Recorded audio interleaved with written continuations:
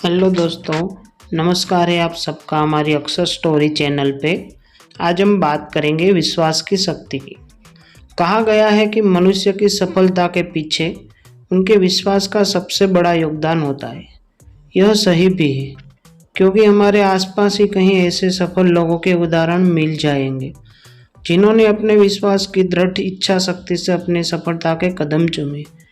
यहाँ एक पात्र रिंकू के बारे में बताया जा रहा है, जिसने अपने विश्वास की शक्ति से अपनी कमजोरी को दूर किया। रिंकू के जीवन की कहानी कुछ यूं ही है। स्कूल की पढ़ाई के दौरान रिंकू अपने परिवार के साथ एक छोटे से शहर में रहता था। पढ़ाई लिखाई में उनका मन नहीं लग रहा था। अपनी कक्षा में यह हमेशा ही फिसडी रहता था। मुश्किल से किसी तरह पास होकर अगली कक्षा में पहुंचता था। स्कूल के बच्चों से लेकर मोहल्ले तक लोग रिंकू का मजाक उड़ाने में कोई कसर नहीं छोड़ते थे। रिंकू की पढ़ाई में कमजोरी से उनके माता पिता भी दुखी रहते थे। पढ़ाई में पिछड़ने का दुख तो रिंकू को भी होता था, परंतु कोशिश करने पर भी पढ़ाई में उनका मन नहीं लगता था। हर तरफ से अपेक्षा और उन तिरस्कार से दुखी होकर अंततः रिंकू ने पढ़ाई छोड़ने का मन बना लिया। अभी वह 10वीं कक्षा में था। उसकी पढ़ाई की जो स्थिति थी उससे वो बोर्ड की परीक्षा में उसे पास करने की उम्मीद लगभग 9 के बराबर थी। अपने जीवन से निराश रिंकू एक दिन जब स्कूल से घर लौट रहा था तो रास्ते में एक जगह रामायण की कथा हो रही थी। उस समय ओजस्वी स्वर में कथावाचक लंका कांड की व्याख्या कर रहे। कथावाचक के ओजस्वी स्वर से बुरे ख्यालों में खोई रिंकू की तंद्रा भंग हुई और वह सम्मोहित होकर कथा स्थल की ओर चल पड़ा। कथा स्थल पर पहुंचकर वह जगह बनाते हुए आगे की पंक्ति में जा बैठा। रिंकू को देखकर कथावाचक मुस्कुराई और अपनी कथा को जारी रखा। रिंकू एकाग्रता से कथा के एक एक शब्द को सुन रहा था। इस समय कथावाचक कह रहे थे, समस्या बड़ी गंभीर थी। सागर तट पर भगवान राम की सेना के सभी योद्धा लक्ष्मण, हनुमान, सुग्रीव, अंगद आदि गंभीर सोच में थे।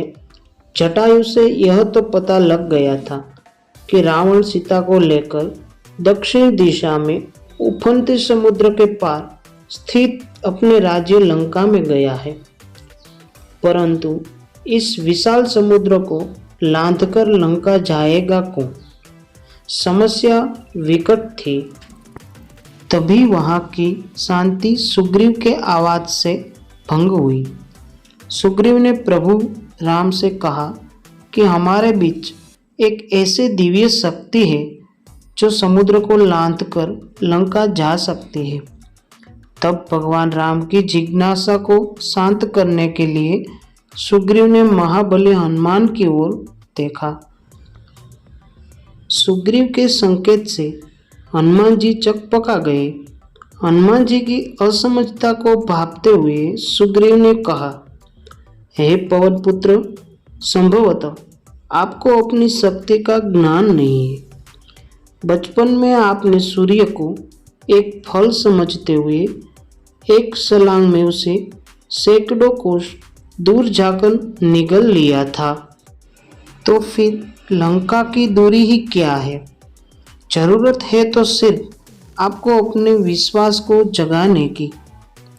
आप जब अपने विश्वास को जगा लेंगे और मन में ठान लेंगे तो शक्ति आपको स्वतः आ जाएगी। सुग्रीव की बात सुनकर एक तरफ जहां हनुमान जी को आश्चर्य हुआ, वहीं उनका विश्वास भी जागा और वे समुद्र लांघने को तैयार हो गए। अगले ही दिन उन्होंने पूर्ण विश्वास के साथ समुद्र लांघते हुए लंका की ओर प्रस्थान किया। रास्ते में मुश्किलें तो बहुत आई, फिर भी वे सभी मुश्किलें वो परास्त करते हुए लंका में मां सीता को ढूंढने में सफल हुई। वहां कथावाचक के एक एक शब्द को मंत्रमुग्ध होकर सुन रहे रिंकू का नया जन्म हो चुका था। कुछ समय पहले तक जिन रिंकू की आंखों से निराशा के भाव झलक रहे थे, अब उनकी आंखों में चमक थी। उनसे शरीर में उत्साह और स्फूर्ति का संचार होने लगा था। कथा खत्म होने के साथ ही वह तेजी से घर की ओर चल पड़ा। उसे सफलता का मंत्र मिल चुका था। वह मन ही मन सोच रहा था कि जब हनुमान जी ने अपने विश्वास से शक्ति अर्जित कर समुद्र को लांघ लिया था, तो पढ़ाई कौन सी बड़ी बाधा है। उसी दिन से रिंकू ने प्रण कर लिया कि वह ध्यान लगाकर खूब पढ़ेगा और सफलता अवश्य प्राप्त करेगा। उसकी मेहनत रंग लाई। अपनी कक्षा में सबसे फिसले रहने वाला छात्र रिंकू 10वीं की बोर्ड परीक्षा में सबसे प्रथम आया। इसके बाद रिंकू ने पीछे मुड़कर नहीं देखा। वो जिंदगी में हमेशा प्रथम ही आता रहा और वह लोग सेवा की परीक्षा में भी प्रथम स्थान पर आया और अपने आप पर विश्वास की बदौलत वह बहुत बड़ा ऑफिसर बन गया। दोस्तों, रिंकू का जीवन तो बस एक उदाहरण है।